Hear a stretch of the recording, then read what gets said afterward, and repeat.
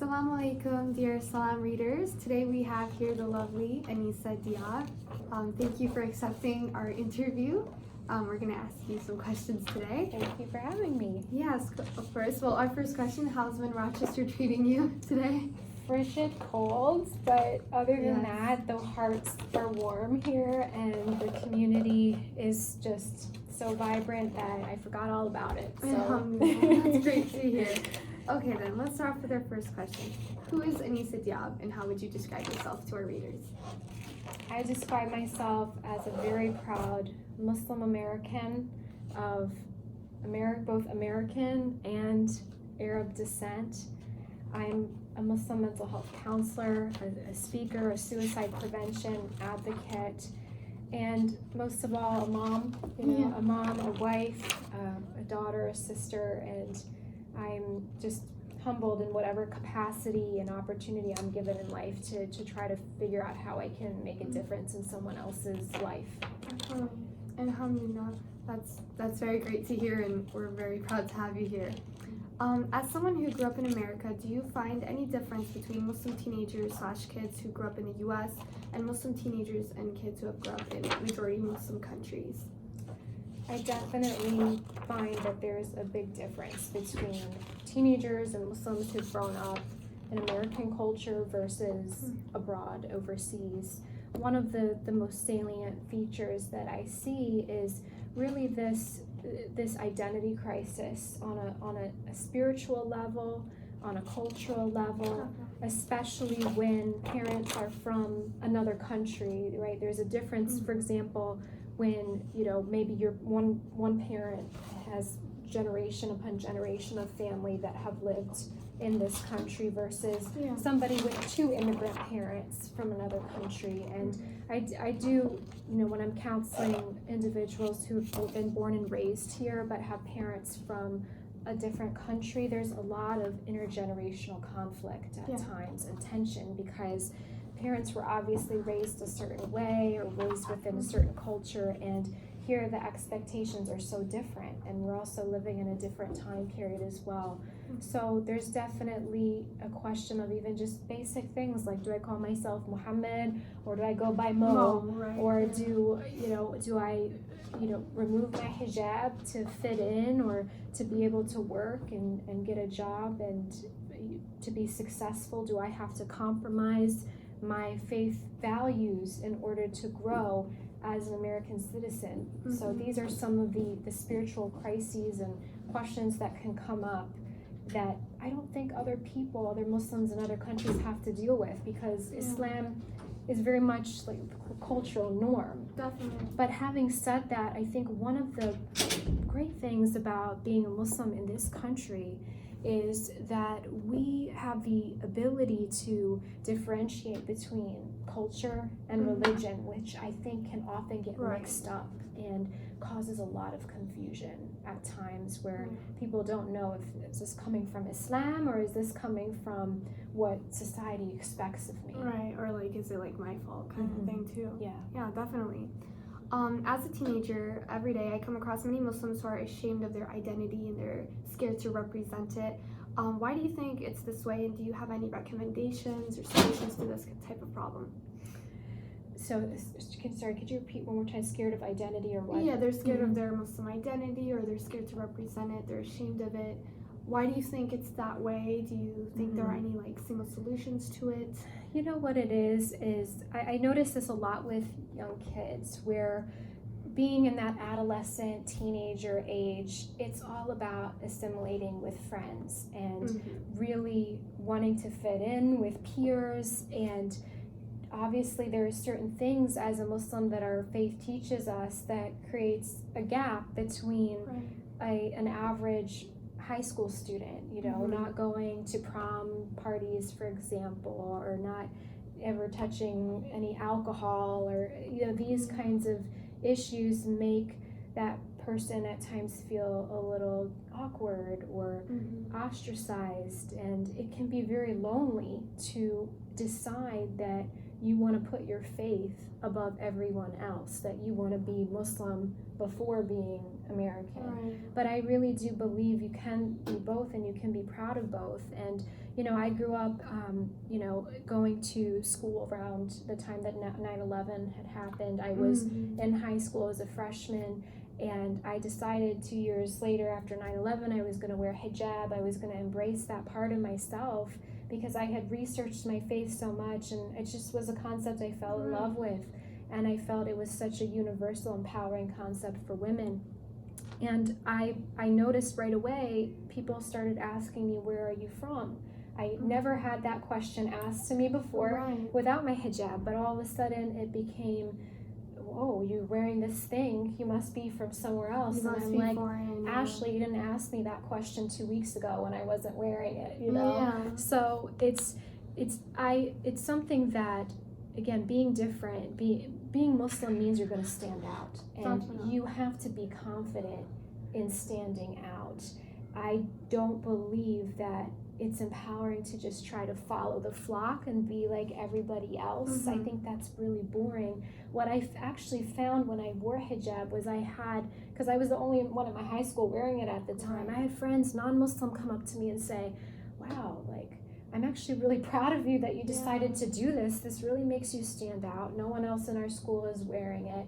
And I truly believe that when you're a youth who can go against the grain and stand up for your values and what you believe in with confidence, you earn a whole another level of respect. Definitely. And it's amazing, and I lived that. I lived that on a personal level where I didn't want to be like everyone else. I mean, how boring is that?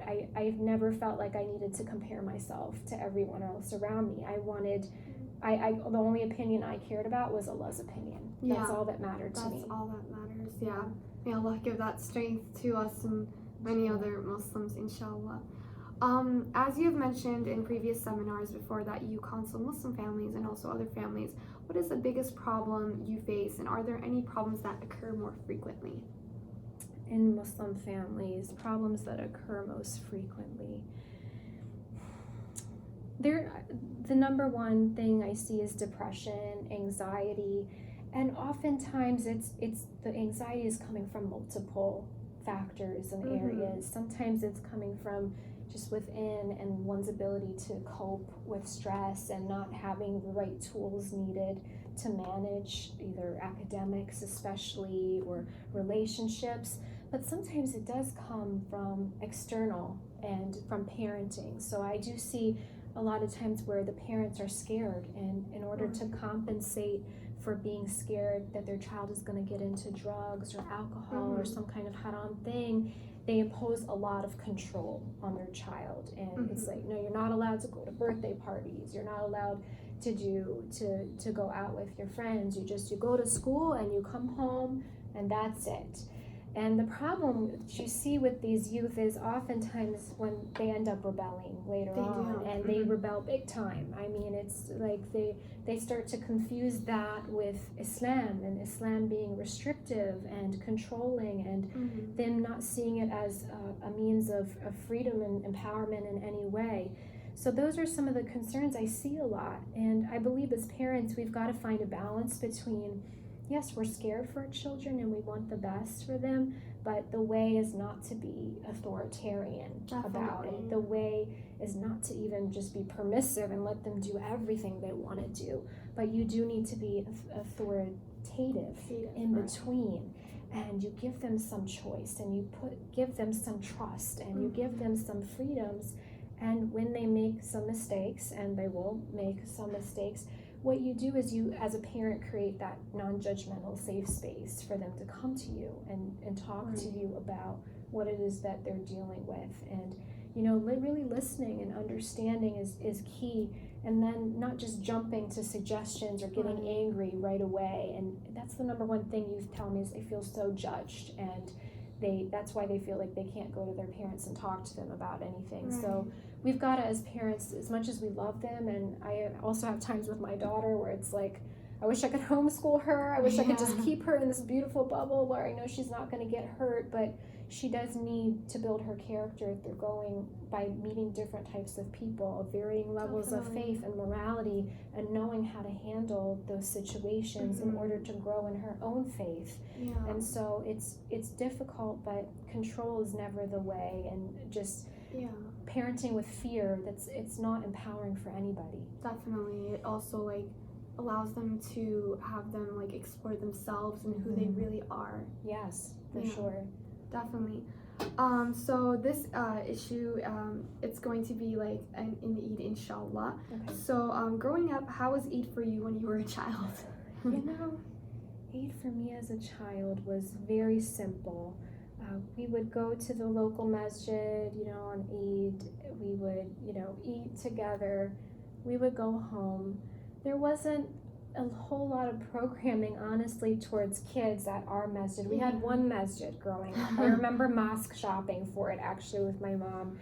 And it was just a very cultural kind of approach to it. I didn't grow up with a whole lot of understanding and meaning behind the whys of why were we celebrating this until I got older, and I was as a child, I was actually usually very self-motivated. I'd be the one to go to my parents and try to understand and ask questions. And my parents never forced Islam on me in any way. They never, tried to tell me I should wear hijab or, I need to, do this act more, this ritual more. They were very much respectful of how deep I wanted to go into my faith, and I, believe it or not, I think that helped because I didn't feel like I had to do things just so my mom and dad would approve of it, just to please them.